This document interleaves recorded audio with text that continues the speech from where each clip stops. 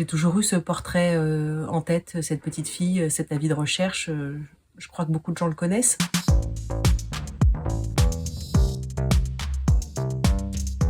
Ce podcast, l'idée de l'ombre, c'est d'abord d'expliquer comment l'ombre de Michel Fourniret a toujours plus ou moins plané dans l'affaire Estelle Mouzin, dans l'enquête qui dure depuis autant d'années, depuis la disparition d'Estelle, c'est-à-dire depuis 2003.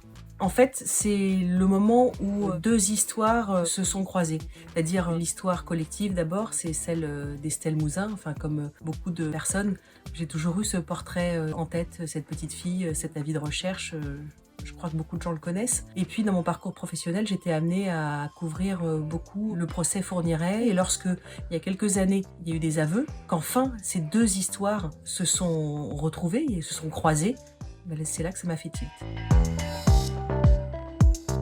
Il a fallu faire des choix. Les choix étaient par thème dans chacun des épisodes, donc dans les 5 épisodes. J'ai essayé de garder en tête une ligne conductrice qui était: est-ce qu'on aurait pu connaître la vérité plus tôt, à travers tel ou tel élément ?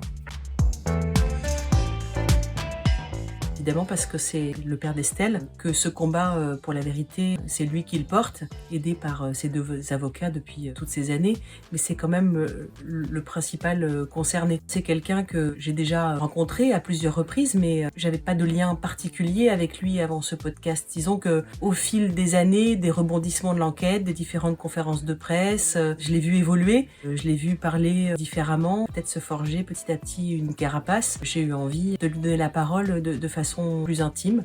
Enfin, j'ai essayé de lui laisser la porte ouverte.